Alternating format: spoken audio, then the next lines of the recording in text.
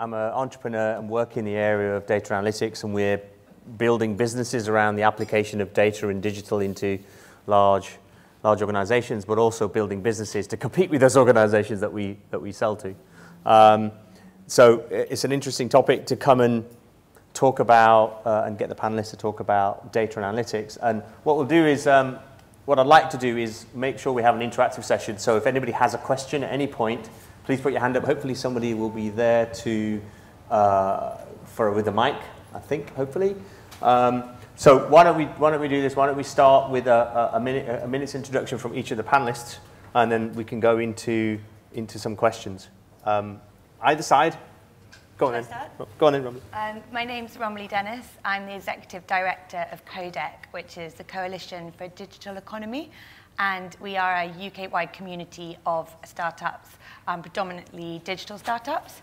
And my sole role of running Coadec is to represent the voice of startups to government and make sure that we continue to be a leader of digital innovation and fast growth tech startups. Just touching very quickly on the issue of big data, I'm looking a lot at how government can better use big data to drive savings, but also solve persistent challenges that the government faces. Nick? Last but not least, sorry about that. I'm Chris Handley, and I work for INRIX. I'm the Vice President of Analytics and Product there. And INRIX is a company that's been around for about 10 years, and we make all of our revenue from our data assets. Those data assets are largely GPS-based. We assemble those into very complex models that then power a whole range of solutions that range from routing, sort of military-grade precision around ETAs. We have incidents platform that notifies drivers of hazards, of slowdowns, of other types of roadside events. We have parking solutions that allow drivers to reserve parking and prediction for on-street availability once you get to your destination. Then we also take that data and we persist it. And from that persistence, we can analyze transportation flows to drive traffic modeling, to do impact analysis, to document vehicle flow over all major roads across 44 different countries. And we are now expanding into the enterprise space where we use that same data sets to answer enterprise questions. Out-of-home media, how many cars pass this type of placement, footfall type of solutions, site selection, event management, and a whole range of other types of analytics-based capabilities. And we're now moving to measure people, moving from vehicles to doing people. And to do that, we have begun to consume cellular data. And in the same way we have modeled how vehicle flow, we are now modeling how people move around a city. We can use this data to understand better how people use light rail, what cyclist and pedestrian traffic looks like, do origin and destination, understand where people are coming from, where they go to, extend that into frequency and dwell times, and then leveraging that to create everything from media type of documentation to answering financial models for a number of different sectors. Go ahead. I'm Graeme, Director of Commercial Development of Transport for London. So I'm responsible for generating non-fares revenues at Transport for London, which in financial terms means £3.4 billion over the next 8 years. Doing that through a variety of turning TfL into one of the largest property developers in London, building on the back of our advertising contract with Exterion Media, which launched at the beginning of this month, the largest outdoor advertising contract in the world. We also have the largest bus shelter advertising contract in the world with JCDecaux.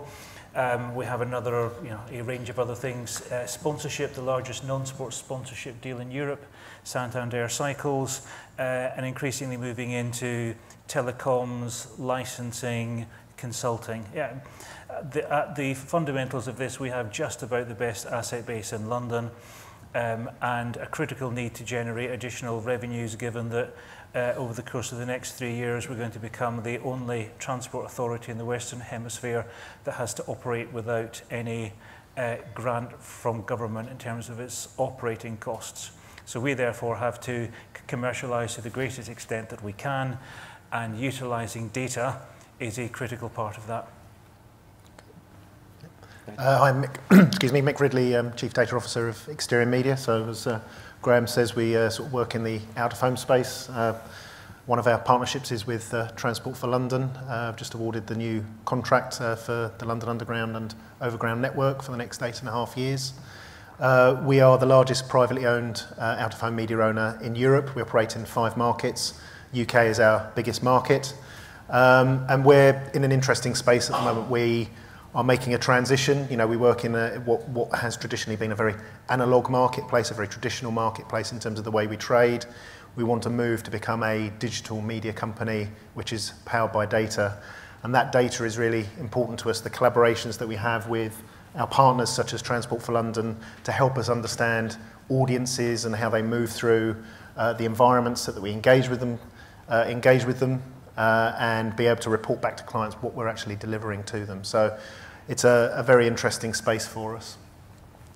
And hello, I must be David Fletcher because that's the only one left. I'm Chief Data Officer of MEC. We're a media planning and buying company in the advertising game, part of WPP, and active with clients in all sectors. So we have consumer packaged goods, clients like Colgate and Danone.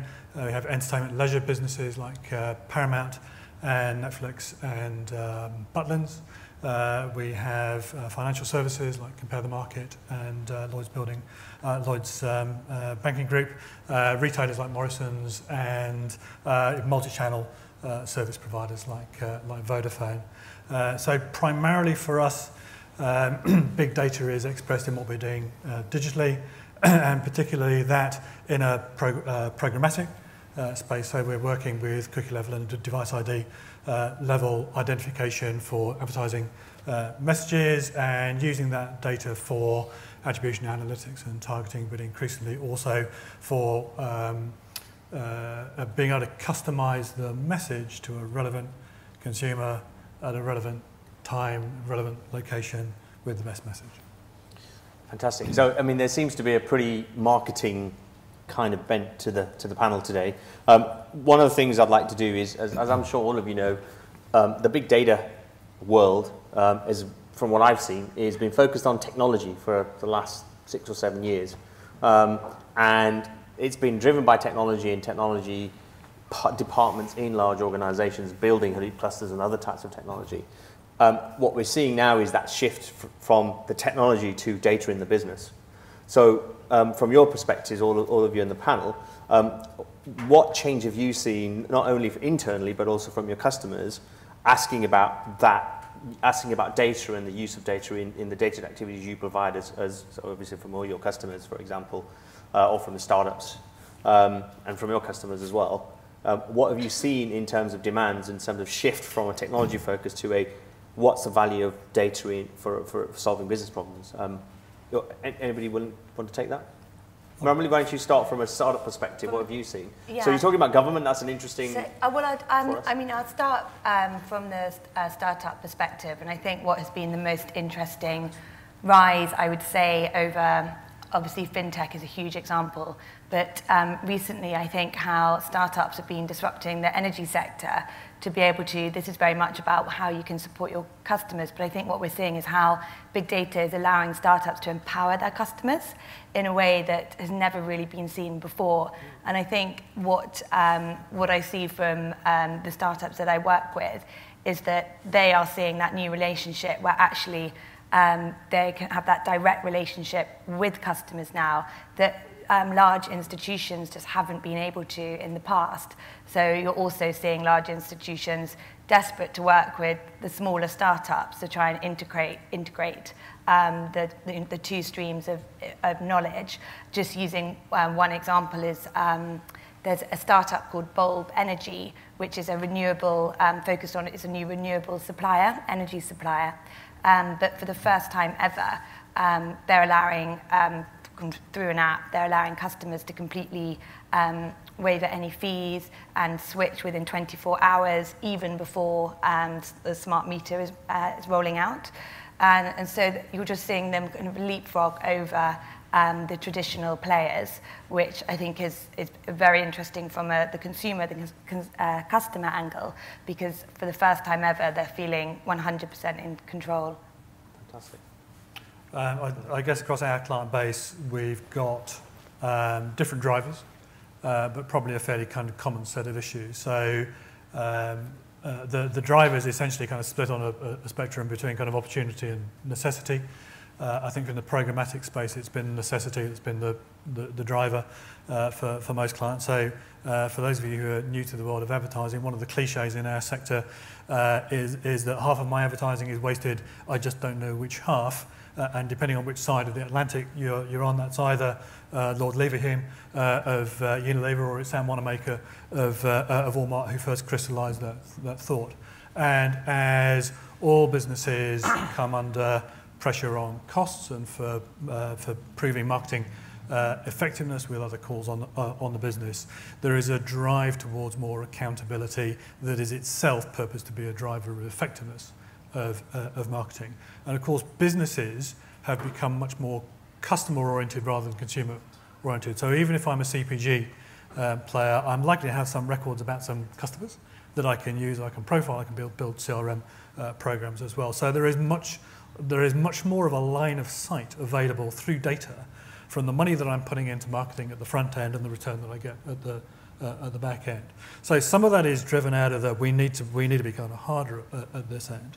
And I guess I would typify that in traditional services businesses that have become multi-channel and have therefore needed to defend against the leapfrog thing. You know, I've got this kind of bricks and mortar business. I'm kind of slow and I'm just not agile enough on the digital piece. So I need to kind of pedal faster in order to take costs out elsewhere to be more effective. I think at the other end of the spectrum, I think the opportunity has been almost kind of more apparent with businesses that are almost a little bit surprised to be data owners now. I don't think it's any coincidence at all that our first client to switch a DMP on with their own CRM data and web traffic data wasn't a financial services business. It wasn't a tech services provider. It was a CPG brand because they had this data in a marketing space. The compliance barriers were fairly low. There was no one in the operations channel or the sales channel saying you don't go anywhere near that data. It's mine. And if you want something kind of reconfigured in the tech stack, you're right at the bottom of the queue for getting those things. Those businesses actually kind of found themselves more agile in their ability to go, okay, we got some data. We've gathered it for marketing purposes. So the barriers, the compliance barriers and permissions are lower to be able to use, and the number of stakeholders involved client side has tended to be lower, and so they've turned those things on faster. It has to be said that those applications have still come with challenges. Mm-hmm. So the CPG challenge actually still remains that I think I've got a line of sight, but actually in reality maybe I haven't, because the transaction is kind of via a retailer. I've bought a DMP because I got very excited by it, and I'm now wondering whether or not. Explain what DMP is. Sorry, DMP. How many people work in marketing? I know exactly what it is. Okay.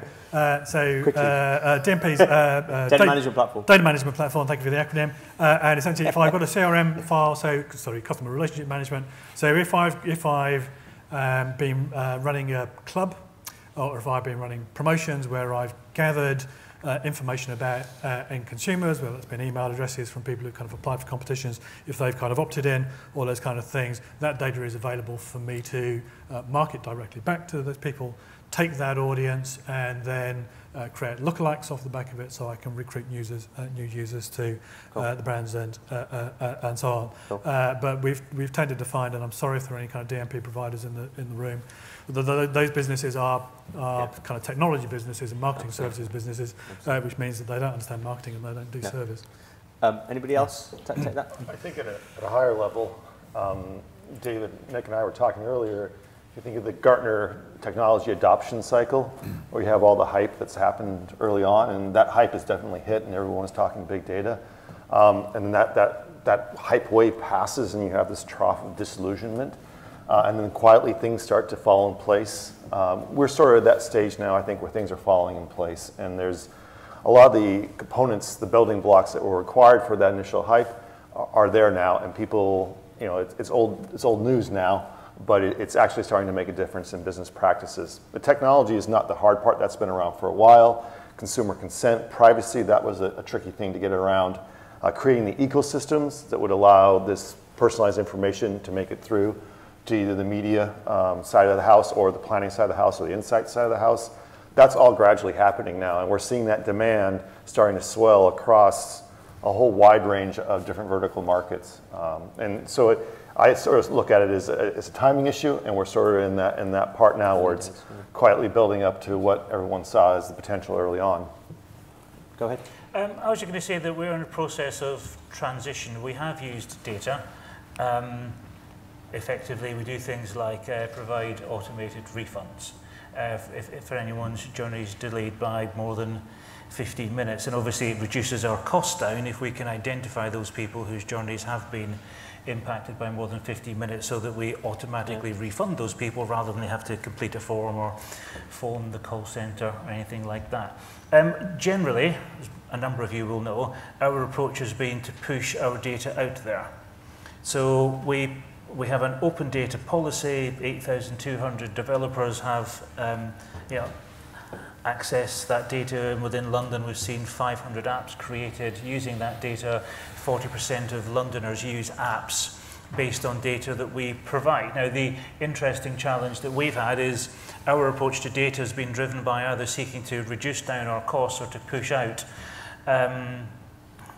our data in a way that helps people to navigate around London. Increasingly, as a commercial organisation, we just need to understand what the balance and what the trade-offs are. We're not going to change our approach to open data, but if we're moving in particular on advertising from selling space on a wall to allowing brands and agencies to engage with our customers, that requires a fundamentally different focus on data from that you would be offering if you were simply looking at things from a transport point of view.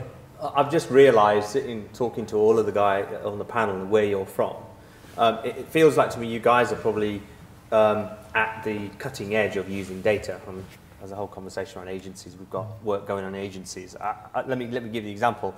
So for me, the challenge is that what we're seeing, what I'm seeing when I have conversations every day in these large organisations, is actually most organisations know that this data stuff exists, but they have no idea what to do with it. They don't know where to start, and nobody's helping them figure that out. The technology guys are saying, well, we've got this technology here, you can use it. And they're going, well, what do I use it for? It's there. And I can name you lots of organisations that have that problem where they've spent millions building technology. But if you talk to large organisations, even in marketing, if you go to marketing departments and say, okay, you need to start using data. And it's like, well, okay, but what for? And I'd love to get your perspective on actually where most organizations are in their thinking about the use of data. I see all of the stuff you're doing is quite you're providing data to third parties can build stuff. But for me, it's that transition of culture of saying, we need to be data driven. I don't know whether you have examples of customers you've dealt with or organizations you can think of. I can give you loads, but it's not. I'm chairing the panel, so I can't describe ones that I know. But let me give one example of a very large FMCG, one you mentioned, and their challenge is their board didn't understand the value of data, and it took 18 months to convince them that actually data is going to be central to their business and they're going forward. And it took 18 months to convince the board. And they've given approval now to do a whole bunch of stuff with it, but they still don't have the use cases. So I'd love to get your perspectives on similar kinds of challenges you've had in convincing organizations to make the leap that data is valuable and figuring out how they should use it, and the difficulties of changing their culture on actually making data central to what they do. I could spend a lot longer on our failures and our successes is the first thing to say. Part of the challenge is that marketing cycles are shorter than technology cycles, perversely. So most advertising managers are thinking about the next 9 months, maybe. And yet, if you're going to structure your data to be able to segment it, to be able to create programmatic audiences, you probably need to put some permissions in place on your data gathering before you store it, before you can profile it, before you can segment it and create it on. By which point, the marketing directors are going, this is too difficult. And most marketing directors are only in post for 18 months anyway. So they're kind of going, I can't even kind of stick this on my CV because it's going to take too long. So we had to fight against that. All data has someone that owns it. And the richest data tends not to be outside of CPGs. The richest data tends to be owned by someone who isn't primarily in marketing communications. So the loyalty card program will basically be with the operations team. And we have one customer where we are only now starting to take the high volume data, which is millions of records of customers to be able to use programmatic. Having started that conversation with them a full 2 years ago, because we needed to build a business case. We needed to build some trust with some people. We need to go through all of the compliance hoops. And essentially, the strategy we're now looking to replicate with other customers is, what can we do that is a demonstration of data without touching any of yours? So what can we do in a third-party space that gives you an inkling? Okay, so let's take a very simple application. Let's not build something ourselves, but let's take a little bit of your data and use Facebook custom audiences because you've heard of Facebook, right? So that's probably not a threat, and you want to use Facebook some more, and build the appetite until they go, yeah, those 5 million people I've got over there, we want to use it now. So we play a much longer game. So you said 2 years. 2 years. Which is, for me, that's not untypical. I don't know if you've had any other anecdotes and stories, Romilly. Well, yeah, I just pick up on the point about the time frames, because a lot of work I do is around social tech and trying to kind of encourage social enterprises to integrate big data. And what you find is that the strategies are all focused on 12 months, and there's just not that appetite for the risk to be able to look forward 2 years from 4 years that you need to be able to. But also because I work kind of cross-sector and work with startups, kind of challenging sectors, I think what you see is the institutions, whether it is the banks or the NHS. And I think what's really interesting is that, especially from the banking perspective, is that it's always been a kind of technology-driven. I mean, banks, by their very nature, have always been driven by data. But it's just the legacy systems are just... I wouldn't believe they're driven by data, honestly. Most banks are not driven by data. They're driven by gut. Well, I mean, I don't think you can be driven by gut anymore. I agree with you, but the misnomer that most, if you're talking about investment banking and trading, yes, quants use lots of data, but most parts of financial service organisations don't use the data they have. Yeah, but it exists. Oh no, absolutely. Yeah, so it's just kind of being able to. It's always been there, and I think it's a very interesting point about trusting your gut. I think with the advancement of artificial intelligence, the idea of kind of being able to use your gut may even become a kind of completely outdated idea. So the question is, it leads up to the question about culture and business model, because my belief is that unless organizations figure out how they're going to use data across their whole business and integrate it, large numbers of organizations will be out of business. In the next few years, unless you figure that out, you really are jeopardizing where your future is. Anybody have any questions? There we go. Give your name and your company. Good afternoon, Dagmara from Boldmind. I have a question to the panel. I think this will be TfL and Exterion and probably Mick. My question is around the data, the beautiful dashboard that you're demonstrating. Is it to increase revenues from existing estate or drive efficiencies for your current clients? And if so, how are you going to fill the space, the remaining space, after achieving that efficiency? Shall I take that one? I think primarily we're, as I sort of said at the beginning, we're making a big transition in our business. So the way that we sell currently, we sell a frame, we sell a panel. That's what people come to us for. They pay £500, whatever it is, for a panel that goes up. there's no real thought behind the audience that is actually engaging with that panel. So the big shift for us is to actually move to an audience-based sell. So we go out to a client and we say, right, you want to buy an audience, your audience is defined by this segmentation, we can deliver that audience and these are the numbers that we can deliver. We will then optimize your campaign against the frames that will deliver that audience and how they will engage with it. So it's about being more efficient in the way that we sell, increasing the yield and increasing our occupancy. What it also allows us to do is go and talk to other marketplaces. We're in a very consolidated marketplace. There are 4 main buying points, 4 main selling points. So if we want to grow our share of media spend, we have to look outside of our immediate media channel. And that's really about automating and making electronic transactions. So going out to trading desks such as, sort of David will run at his agents. And what about pricing? Because part of this stuff around audience is guaranteeing an audience based upon, I can give you an audience, but it's going to cost you more because I can give you data to tell you. Yep. So that's exactly it. So it's about, again, these are the tools that we're having to build. So we're talking about the transitions that company have to make in terms of using data. We are a company in that transition currently. And so along with that goes the business model. I think that's absolutely. What you're asking, so it is a changing business. So for me, this is the whole thing. One of the key things that I'd love to get the panel in, and I think sort of adding to your question is, what is the business model around data, and are there new revenue streams you can get because you have data? I mean, you're already talking about it. Yes, from TfL's perspective. And there's a number of different components, not least the fact that we have a new partnership in place, and that partnership is explicitly going beyond out of home. Because of course, if you're saying it's the audience that's the important part, well, you can reach that audience through traditional out of home, you can do it through experiential marketing, pop-up retail, online, sponsorship. There's a number of different levers you've got in order to enable the brands, the agencies to talk to the audience. And in our case, the audience is London each day.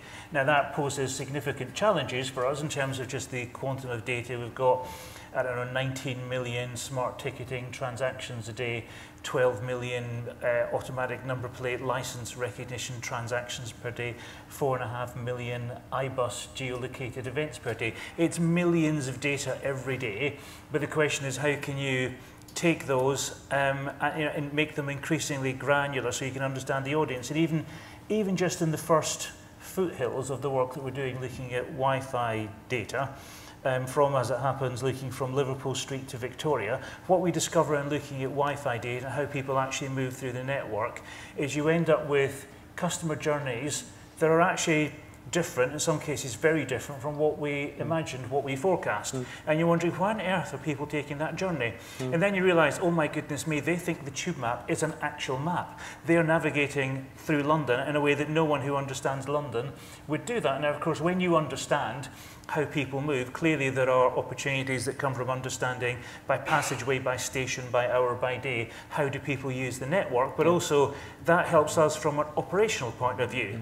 We then, whether there's disruption or anything else, we've got much more detailed understanding as to how our network is being used. So ultimately, it ends up driving operational efficiency improvements and additional data. And no one sat here, I guess, or anyone else, really knows quite where we're going to get to, but there's a clear direction of travel. Cool. And it's, it's fascinating to be at the start of that. Maybe you can tell, you guys are a data company, yes, and your business is based upon data. Are you seeing, working with your customers, new opportunities to perhaps combine different types of data and create new business models, which your customers are demanding? Very much so. And really, for our strategy as a company, our core asset is the data, and what strategies do we put in place to maximize that value, and what roadmaps do we have to contribute to it. Maybe an ancillary example, there's something called extensible floating car data, which is all the actuators on the newest vehicles. They're connected to the central bus in that vehicle, and that vehicle is connected to the internet. And we can now see when someone turns on their windshield wipers high, or when a anti-skid braking system is activated, or when there's a sudden deceleration. And if we can only see that from 1% of the vehicles, we can pull that data in, create a map, and then push out alerts and warnings to the other 99% of users to say that there's an event occurring on this roadway at a certain point in time, a hydroplaning event or a rapid slowdown, or there's a heavy precipitation, or low visibility. That new data set was something that's only coming online today with the advent of autonomous vehicles and connected vehicles, and how that data set is being consumed and then in turn applied to solve business problems, or in this case, safety issues, is something that's constantly evolving, and we sort of have to stay on top of that. But the challenge is the so what at the end of the day, and that's what everyone always says about data, right? What's the business model? What does this great asset, what does that mean? In our case, it means that we can save lives because we can notify people that there are events that will change how they behave in their vehicles. Right. And in the future, that will be notifying autonomous vehicles that there are events that are happening ahead of time that they will want to take action around. So, David, from a agency perspective, are you seeing the customers that you're dealing with, and obviously on the media side, them being smarter. So on the media, on the publisher side and the media owner side, are you seeing them being smarter around data, saying, coming to you, oh, you know what, we've actually know our audiences and we've got this data, we have to pay more? Are you seeing that? They're certainly trying to that, and I think we get reasonable pushback from clients going, what is the value of this data? Yeah. And one of the things that has that we've yet to crack as a sector is the commercial reality of a piece of data which has different value to different people, right? So if there is a piece of third-party data that I can buy that is causally related to the advertising objective, so if I know that this piece of data, tells me this person is in market for a high-end piece of consumer tech, say, and I'm a high-end consumer tech advertiser, I'm going to pay for that because I might get a 5-10% uplift. If what I'm trying to do is not sell a piece of high-end consumer tech, but sell a luxury holiday, and I think the people who are interested in my luxury holiday are the kind of people who are interested in high-end kind of tech because it's all about disposable income, I'm going to get an uplift, but it's correlated, not causal. And there are any number of different other places that I can go. What cars do they buy? How do they travel? Household income, that give me potentially the same inferences. Yeah. So I'm going to value that less.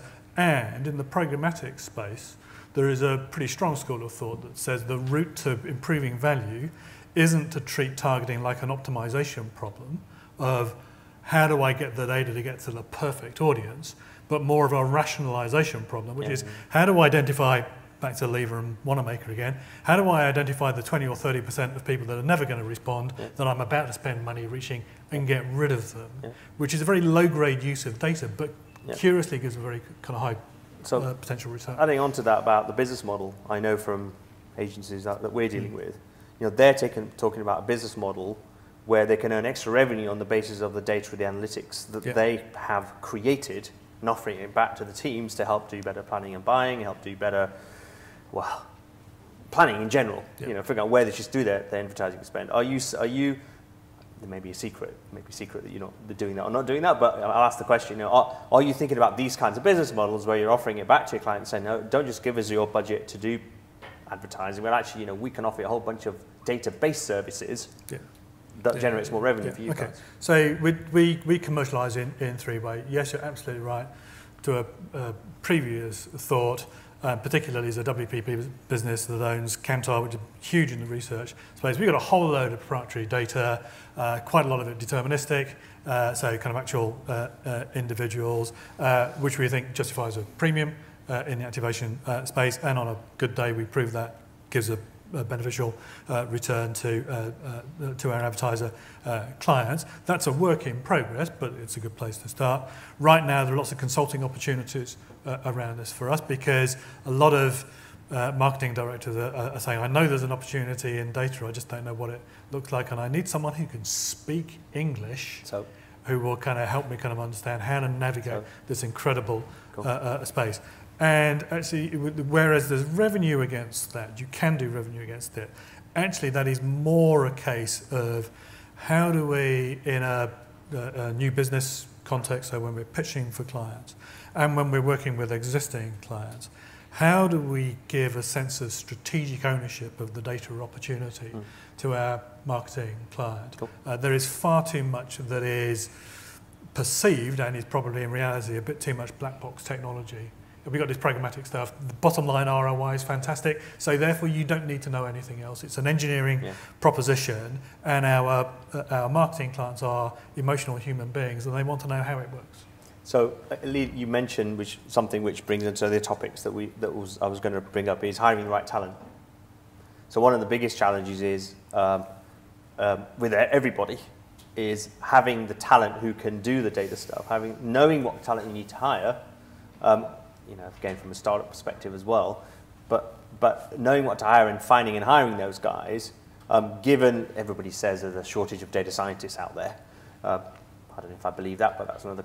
But I'd love to get your perspective on hiring the right kind of talent to help you evolve and build those new business models and new ideas and new uses of data.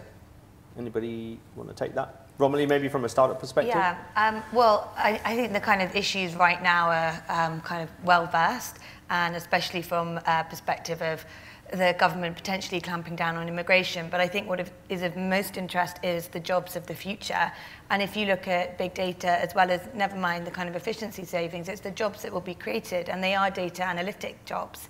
And I fundamentally believe that we are just not preparing people for those jobs of the future. And I think it's an issue now, but I'm much more concerned about where we are in 10, 20 years. So as part of the government's new industrial strategy, I really hope that it will be a very much a kind of forward-looking high-tech strategy that really is focusing on the skills that are needed, but also the opportunity and the jobs that can be created, rather than this narrative around the jobs that are just going to be taken away. Anyone else in terms of hiring? So, Mick, you're just going through this here. We're going to do this data journey. Do you have a clear perspective on what kind of talent I need to hire, what kind of structure we need to have, org structure, what the operating model needs to look like? Yeah, I mean, I think, well, it's kind of a structure at the top and there's a structure at the bottom. So I think for us, it's about looking. We need to create the brains of the organisation, as it were. So we need to create this analytics platform. Yeah. We need to create the people that are going to be able to run it, operate it. Yeah. Create all of the rules that sit around it. We talked about pricing earlier, so that pricing element is critical to us. So we need to have those kind of people to think about that. Secondly, not that I'm making this sound the bottom layer, that sounds terrible. We're a sales organisation predominantly. Yeah. So the current skill set of our sales people doesn't necessarily fit where we're going to be in 4 or 5 years' time. So what we need to think about is what skill set do we want them to have? They still need to sell. So that's an interesting point. Salespeople. Yep. Salespeople generally, I'm just picking an example here. Salespeople are not necessarily equipped to sell with data. No. Salespeople sell space. Hey, I've got audiences and I've got inventory. I can sell it to you. What about that kind of perspective? Because obviously part of this stuff is about being able to, not just in the analytics and data science piece, but actually the whole organisation from a sales perspective. In this case in point. Being able to have the people who are trained to be able to sell data stuff. I mean, from a commercial perspective, that's one of the things you're thinking about, I guess. And we will, this is a fast-moving world, and let's be honest, TfL will make mistakes if we are seeking continually to recruit whoever we think is the right person, the right fit of person at that stage. That's why it's much more an approach that we have to have partnerships with organisations, both large and small. Because, whether we've got, thinking about things like pop-up retail, where we sort of entered into a relationship with a peer here probably 2.5 years ago, the point when pop-up retail, Ross Bailey was probably 6 months out of college at the point we were working with him, a very different organisation from the sort that TfL would traditionally deal with. Elsewhere, when we're looking at, large development projects across London, we'll work with large developers who are used to working on our estate. Similarly, on the data space, we need to identify organisations, large and small, I guess, with whom we can work in order to unlock the opportunity. What we have is enormous scale, enormous reach. We are never going to be the speedboat that ourselves, it is at the forefront, but sure as hell we can identify those people who can and form relationships, form partnerships, have joint skin in the game with those organisations in order to unlock the assets and the footfall that we do have. So Chris, you guys sell data solutions. How from a sales perspective, how do you how does it work in terms of selling? Because your business is selling data services or selling your raw data. I don't know your company well enough to know. For us, the key to success is being able to extract the so what out of the data asset we have. And for that, we have to your previous question, we have to have a large team of data scientists, and they are expensive, but they are hard to get hold of. We've actually set up an office in Manchester that works with local universities there that gets a lot of these individuals right out of university. And so it's a lower price point for us, and it's a new area that they can gain experience in. But for the sales team, for the rest of the organization to be successful, there has to be a direct output that's attributable to a business need in an organization. And for us, the key talent that we look for are the individuals that can identify what that business need is and then match the data set that answers that on the other side. And that's not necessarily a data scientist. A data scientist will look at a bunch of data and tell you a story, but it's someone that has the intuition to understand what the problem is and then what data sets are statistically valid in solving that problem. And that's what we spend most of our time doing. Anybody have any questions? Any more questions? Oh, there's one here. In business development, product development, you generally start with a problem that you want to solve and you try to figure out what data you need or what data you have that can help you solve that problem. I imagine your company having all this GPS data or TfL having all sorts of different data. You guys keep on finding hidden value within your data. Do you have internal processes, internal mindsets that help you find that hidden value, new ways to commercialize the data that you currently own already? Very much so. And so we have a whole prioritization process. Part of the challenges that we have, especially as we're expanding into cellular data, is that there's so many opportunities for this data to be applied into day-to-day business type of problems. It's ranking those opportunities and then putting a value on those, and then how hard is it to get there. And so we do a lot of work in R&D trying to use the data that we have or acquire additional bits to see if it does solve that problem, working with customers to see if it actually solves that solution. But in direct answer to your question, we do have a quarterly prioritization process on our roadmap that looks at new applications, assigns a value to them in terms of market, and then a cost to them, and then we go through and focus on the ones, put them on the roadmap, and then work with customers to see if they actually do deliver that value. We have a sort of a top and tail approach to that. So there are some pretty well-known needs in our business around data handling and efficiency. And we're just one media buying company inside WPP. There are another kind of 3 sister companies. And so we approach those problems together and try to solve them together with kind of central funding.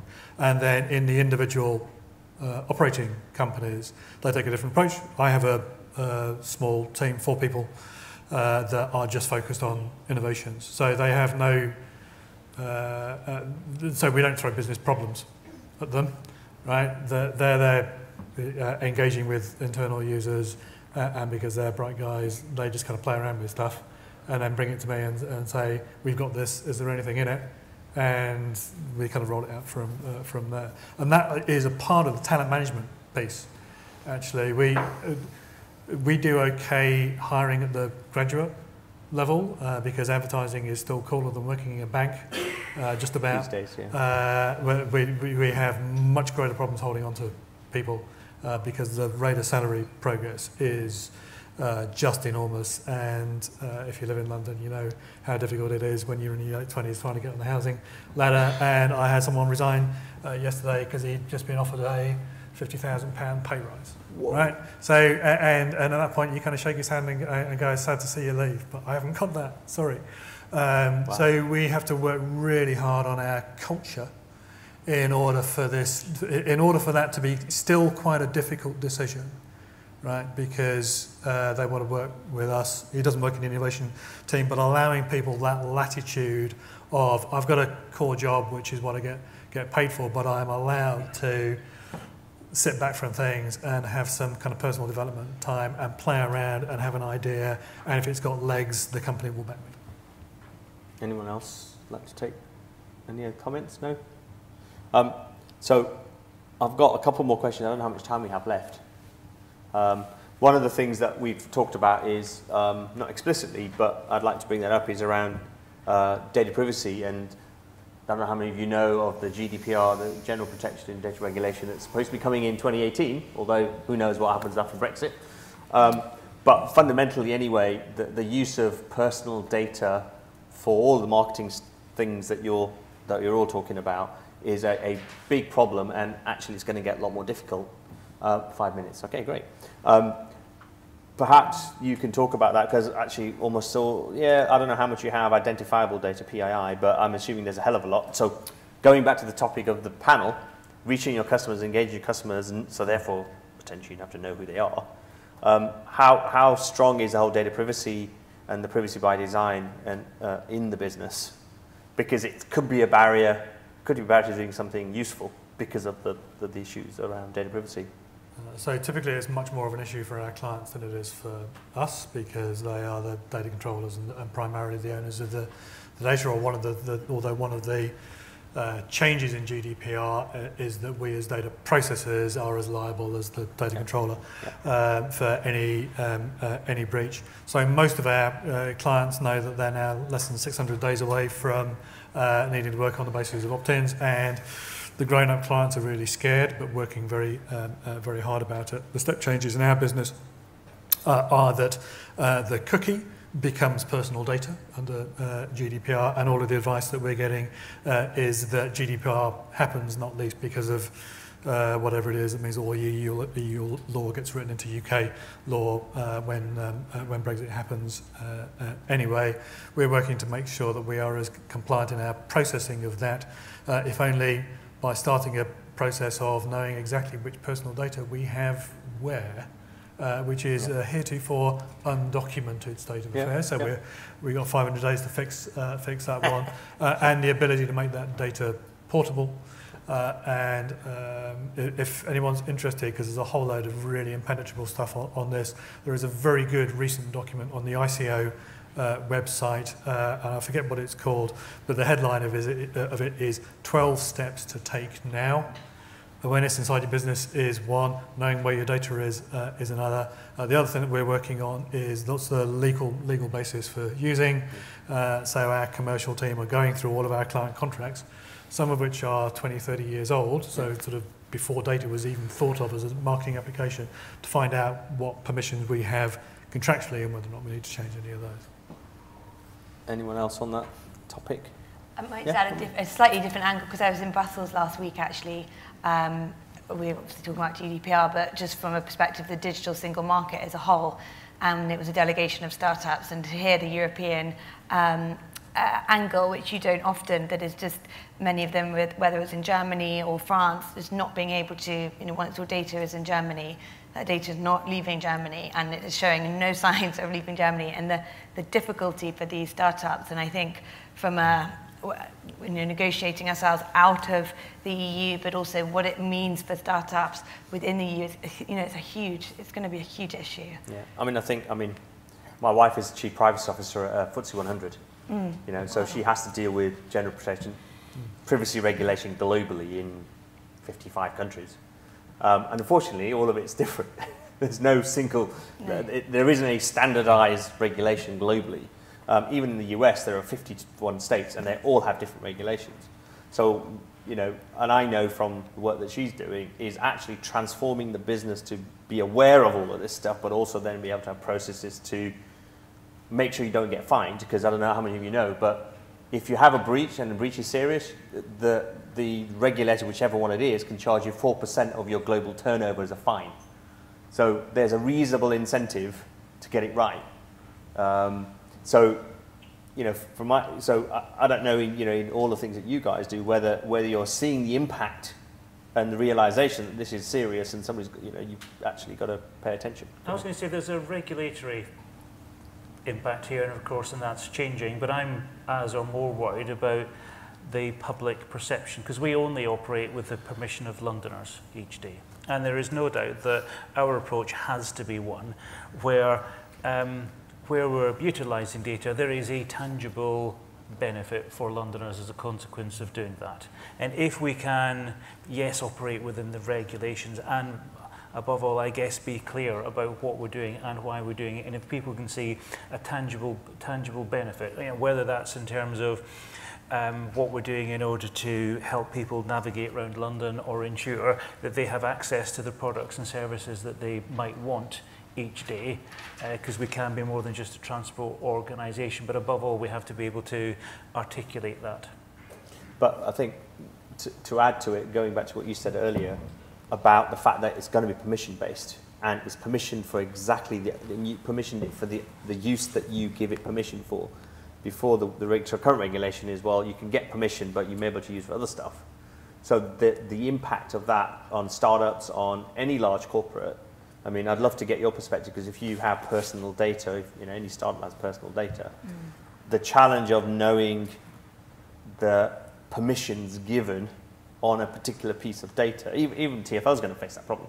If you log onto the Wi-Fi and you're using that data to track the individual Wi-Fi, you can't do it, because the rules around saying, well, no, you can only use it for the purposes of Wi-Fi and nothing else.